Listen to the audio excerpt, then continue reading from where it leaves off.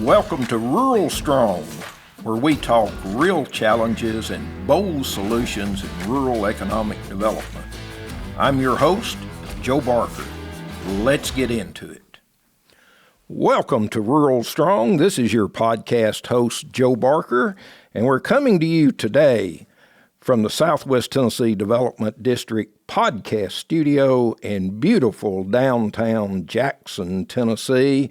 And we've got our regular monthly guest on today. We've got Becky McCray and Deb Brown, co-founders of Savior Town, and they're involved in everything. I've never seen anything quite like it. And if you haven't heard of these ladies, you're living under a rock somewhere, because they're rock stars is what they are. And today we've got a subject that, as we were talking about what we were going to talk about on air, and it's rural housing. I said, if you've got the answers to this, I'm all ears. So Becky and Deb, welcome back to Rural Strong.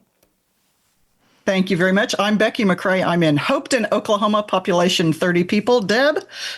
I'm Deb Brown, and I'm in Biloxi, Mississippi, and I don't know how many people live here. More than Hopeton. Several more than Hopeton, I guarantee you. Several more.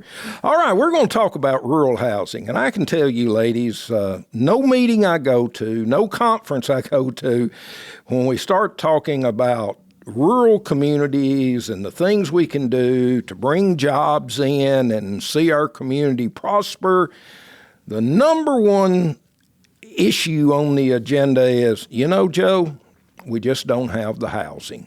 Said, don't matter who looks at us, if we've got new folks that want to move in, where are they going to live? So let's talk about rural housing and maybe your perspective on rural housing and some things that might be done to spur activity.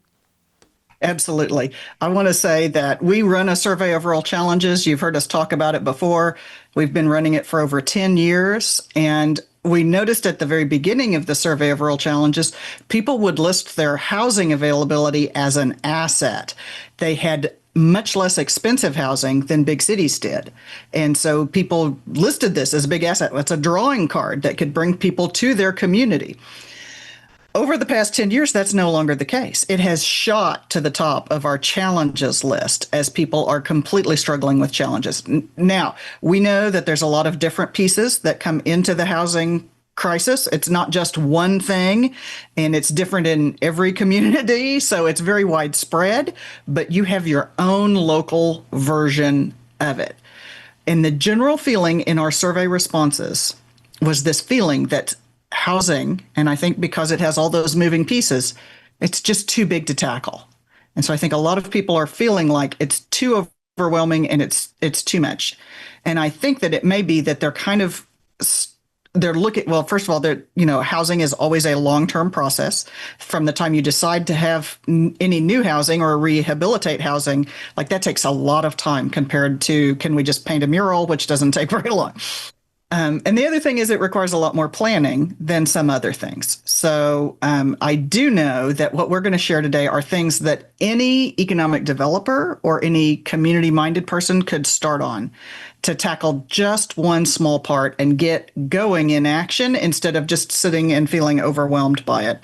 So we're going to be flipping over towards small experiments and bringing more everyday people into that, and especially celebrating as you get every single win.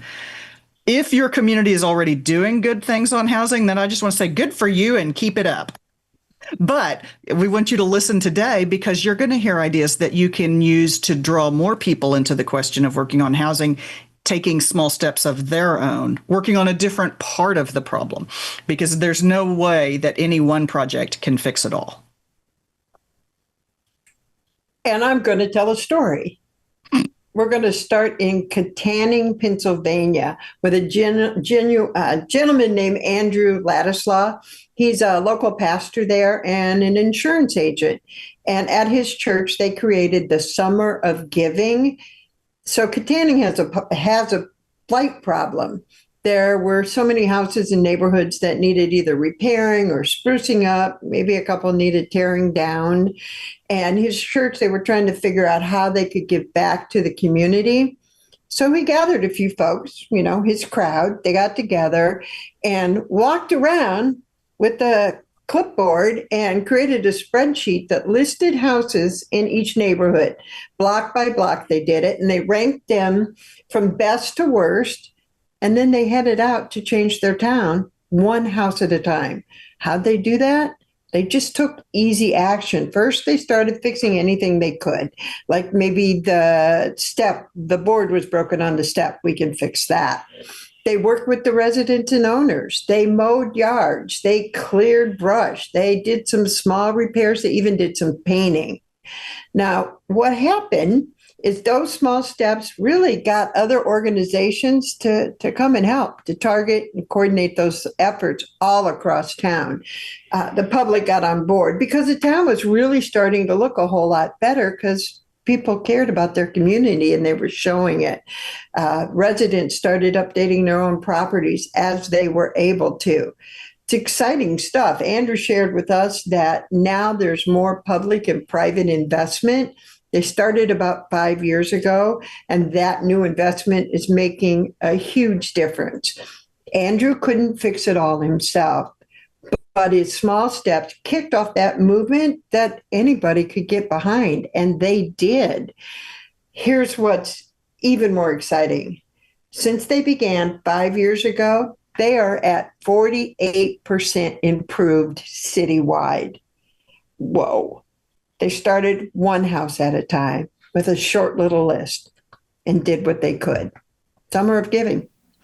Well, and I love these stories of actual projects or actual, we talked last month about collaboration with folks, because I think most of the time local communities, particularly smaller rural communities, think they've got to identify a contractor first. And then they go through this process. And then the other thing I hear is, even if you find a contractor or a builder, is many times the local ordinances are not favorable to creating new housing or even to rehabbing housing. So do y'all run into that you have all these rules and regulations and these hoops you've got to jump through? If you want housing, you've got to make it easier for the folks that are in that business. Absolutely. I mean, and there's plenty of suggestions on some of the specific rules that you can change. I know that Strong Towns is putting a massive emphasis on housing right now, and they have a whole list of things you can do that are going to make it easier to build houses in your community. And those are all great ideas. If you're not currently making it easy to build houses, that's a great step if you are as part of a municipality or a county, or you're in any level of government that is in charge of those rules, that's something you can do. If you start at the point of looking for a contractor, then you're kind of at the very end of the process. You haven't started at what are the small steps we can take right now. If you're in government and you're in charge of those rules, making those rules better serve your community and the kind of community you want to be is a great first step. If you are an individual, maybe it's looking around your property or your neighbor's property and what you can do to help improve the housing around you. Maybe it's identifying, I own some property that I need to let go of. Because I have found, I don't know if you've found this, I have found the number of people who own some random lot or rundown house in their community that they inherited or they ended up with it for some reason, but they're not doing anything with it.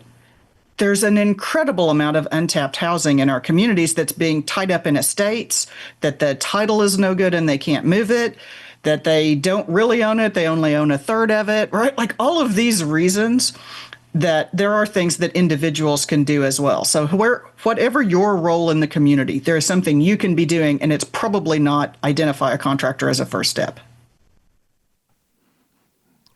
Deb? Yeah. Well, I think they use those as excuses not to do anything.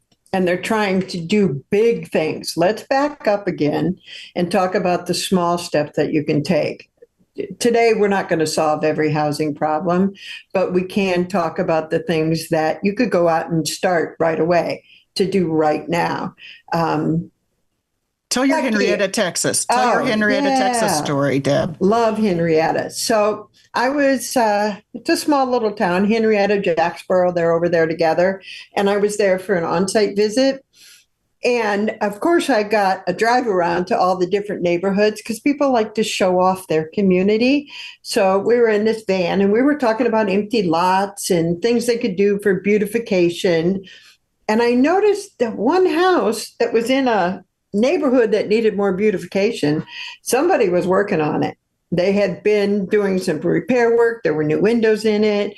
It just, you could tell looking at it, well, who's fixing that thing up? So I asked, and they told me there was a group of local people that just got together and they each threw some money into a pot, a small amount, not a lot, and bought the house and got together. They're repairing the building themselves just as much as they could do. And they figured out how to hire locals to do the rest of the work. So they're keeping all that work in the community as well. So their goal was to fix the house and then either rent it out to a family or sell it to a family, one building at a time. And we hear those stories. And I think every small town in America has some hidden potential. I know the small town I grew up in had a beautiful downtown, lots of old buildings with storefronts, but all of their upstairs they use for storage. And many times people hadn't been up there for years. And just in the last few years, the owners of those buildings have actually renovated those upstairs, made lofts out of them.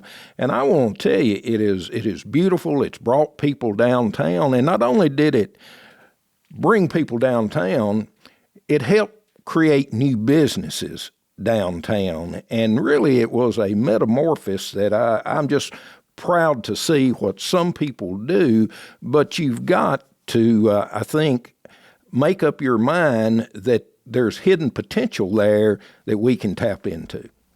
Yeah, definitely. And my friend Jimmy, he's an antiques guy and started a business in downtown Webster City and bought the whole building. He got it for a steal. And like you said, there were 4 apartments upstairs that had been really neglected. People that shouldn't have been there were squatting there. But Jimmy decided, well, me and my brother-in-law, we can fix this up, right? So they did the best that they could. They did a nice job. They did all the proper permits and all that stuff. The city was more than willing to help them with the process so that it would be done correctly. And they made a little bit of an investment into that property to fix it up. And now the income that Jimmy is generating from those 4 apartments is helping to pay his mortgage. I mean, that's just smart thinking. One thing I like about that story is that Jimmy's apartments are not at the top of the range. We hear a lot about doing those premium apartments downtown, really nice lofts, really overspec'd, and that serves an important part of the market and can generate really great revenue. But I think that there's also room to make kind of more middle of the range apartments. And I think Jimmy's story also demonstrates that can make sense. That can turn around and make money. So it doesn't always have to be looking at doing the most premium level of the market in the upstairs downtown. There's room to do other things as well. And and those folks in those apartments are overlooking the main street. They have the best view in town. Yeah, it's awesome. Sorry, I interrupted you, Joe. I just, every time I get into a discussion about housing, the word affordability always comes up, and that's a word that's very confusing to me. You know, what's affordable in one community may not be affordable in another community. And I think both of you hit on it is the fact that, you want people to live there. You want people to be comfortable there, but you don't have to build a penthouse. And you know what? It's Absolutely. okay that there's a penthouse, and it's okay that there's like working people housing. There's like this our community is made up of lots of different people, and they all need a place to live. And when Deb was in Webster City, Iowa, there was there was somebody that did premium. Was that Jake that did That the was premium? Jake. Yep, that was Jake.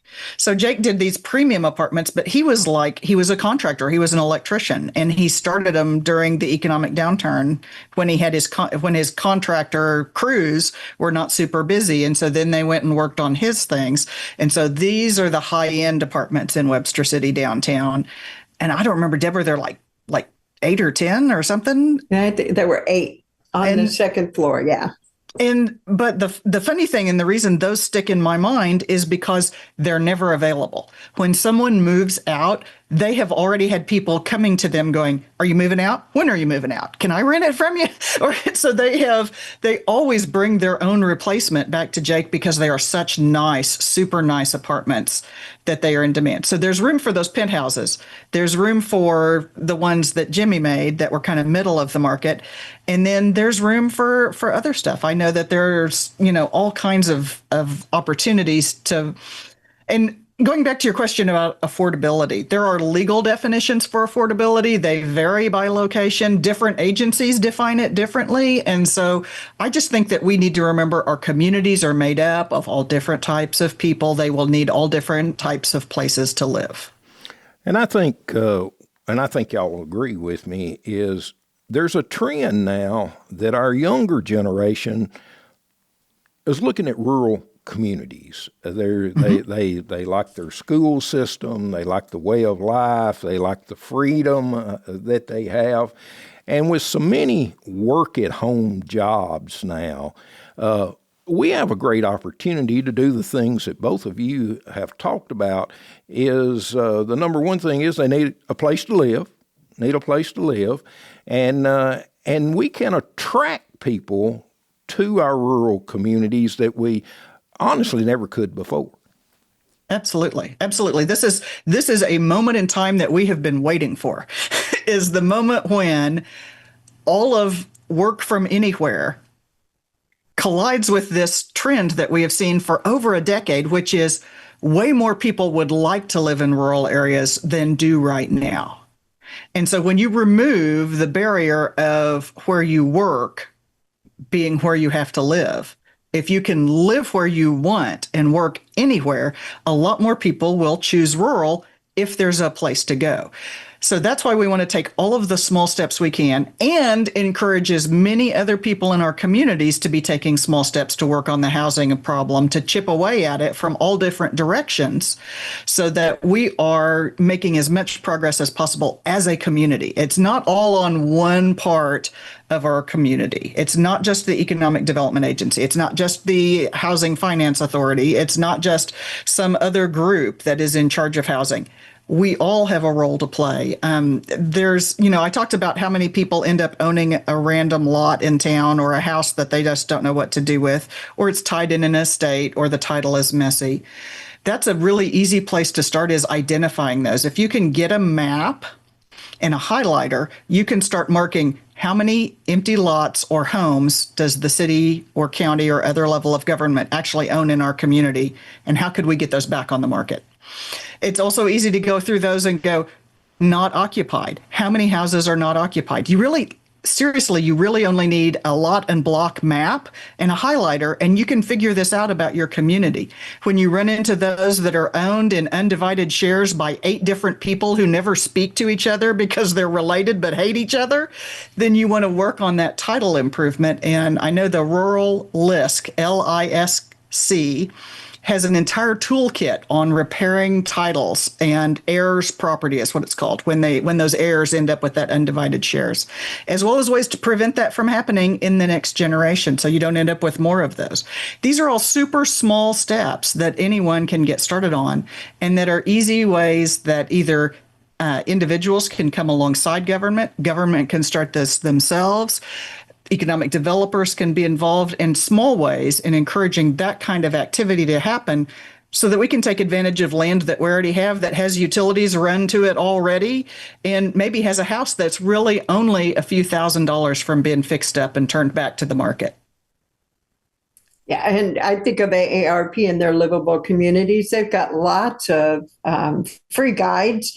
My favorite, one of them, is the accessory dwelling units. So grandma lives in the big 2-story home, and she might want to live in an ADU behind her daughter's house where she's not in a nursing home. She's getting more attention paid to her by her family and makes her big house available for a new family to come and move in. Get the information and figure out how to go about it. Some communities don't let you have ADUs. That's just a conversation. Go talk to your city council. Find out why. Start with the people you know. You don't have to solve the big problems, but you can find out what you can do. Well, this week I attended a meeting with one of the top economic development officials in the state of Tennessee, and in our discussion, when I started in economic and community development, if you had a prospect that looked at your community, they wanted to know about the workforce and they wanted to know about the infrastructure, and certainly they would ask about education. And over the last few years, broadband bubbled to the top. But I think there's a couple of other issues that have bubbled to the top. One of them is child care, but the other one is definitely housing. Because I'm glad we're talking about this subject today, because housing is now an economic development issue. It has to be in that list. If you're an economic developer and you're working to prepare your community to attract people, then housing has to be on your list. Now, interestingly, I was just speaking with a retail and site selector consultant who works with a lot of data centers that are going in. And a common tool that is being used more and more, and that he's confirmed is actually being done, is that they sign community benefit agreements before they start construction, in which the company who desperately wants your land and your electricity, and then the water question is like changing. So they're doing a lot more with cooling plates and air-cooled systems that are not requiring so much water, which I think is a very positive trend. I'm not going to dive much deeper into that, but to say these groups are signing community benefit agreements, and that can include housing. There's an example out of either North or South Dakota where they just recently, one group signed, and they did like 8 to 12 units of housing at market rate that they just built for them and turned over, right? Like, so as you are looking at agreements that maybe aren't going to require a lot of housing, maybe you can look for ways to include housing and improvements in those folks who are eager to be part of your community, that this is an opportunity for you to bring housing into that as well. So don't overlook these opportunities to find that additional investment that can be useful. And this goes to your conversations with the top economic development official, Joe. And it also goes to the question of making sure as economic developers, we're considering not just this one deal, but how it affects the entire community. Absolutely. Great point. Great point. Yeah, definitely. And believe it or not, listeners, we do a little research before we have these podcasts, and some of the background information as we talked about this rural housing session. I don't remember which one of you, and it's probably Becky, since it's Oklahoma, but you had in there about a bus tour, and it may be the bus tour. Yeah, and so it's a great story. Yes, Becky, you have to tell that. The bus tour. Okay, so I was at the teeny tiny town summit in Woodward, Oklahoma, and Janae. Oh my God, what's Janae's last name? She'll kill me now. But anyway, Janae she is the economic developer for Major County, Oklahoma. And she was on a panel to talk about how they had accomplished housing in Fairview, which is their county seat. And when asked what her secret was, she said, "We stopped settling for talking." Here's what they did. Janae was tired of them just talking. So she loaded up a bus or a van, I don't know, all her board members into one vehicle, and she made them drive past every single home in Fairview, every single one. and they discussed them as they went, and they talked about different areas of town. This made the board get out of the boardroom and get focused on what are the real conditions in our community. And at that point, in their next session, Janae Bernard, thank you, Deb. She looked it up for me. Janae Bernard. In their next session, the board voted in favor of acquiring a tract and building 2 spec houses, which promptly sold. And after that, they had then acquired a tract that they were adding a new housing area into their community.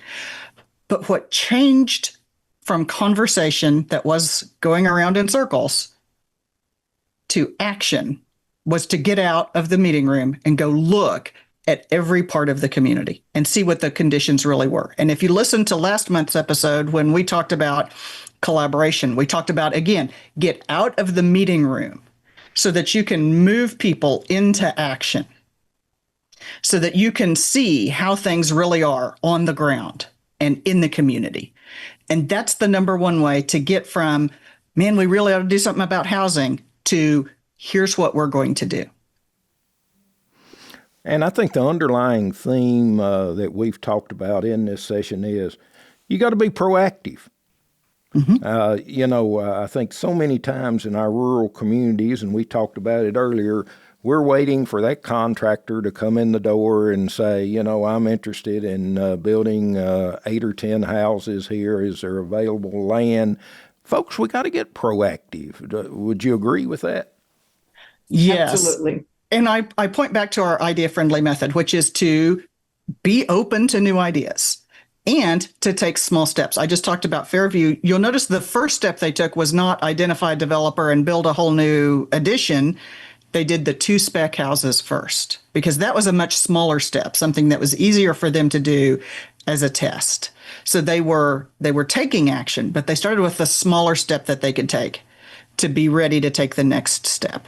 So as you take each step, then you're like learning as you go what else you can do. You're also attracting other people into the conversation. I am sure that more people got involved once they had those 2 spec houses going because they saw the activity and they could be drawn into it.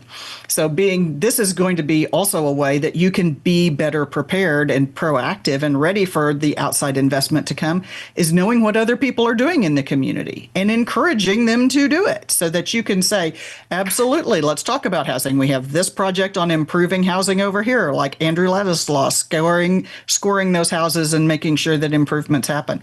We've got this group of real estate agents working on improving titles and getting houses out that are trapped in estates out and back on the market, where we're doing this on infill housing. We're cooperating over here. So when you have awareness of all the ideas that are happening in your community, you are being proactive and you're putting yourself in the best position to succeed as you learn your way forward.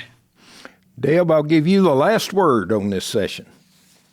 So the most important thing you can do is just get started and start small. Just invite a few people together who want some more places to live. Invite them out for coffee, not for a meeting. Just go have coffee or a beer and have a conversation. Start there and see who knows who and what else you might need to know, and be loud so people around you can hear what you're talking about and have some fun with it. But just get started. Well, another great session with Becky and Deb. And again, you can find out more about these ladies by going to their website, Save Your Town. Man, I've enjoyed this. Rural housing is one of those issues. And I really appreciate the fact of the small things we've talked about today that can actually put people on the path to looking at rural housing in a different way. Again, this is Joe Barker, and I welcome any of your thoughts or comments. You can reach me at ruralstrong@gmail.com. Thanks, ladies. Thank you. Thanks for joining us on Rural Strong. If you found this helpful, share it, and follow the show for more insights from rural leaders making a real difference. Until next time, stay rural strong.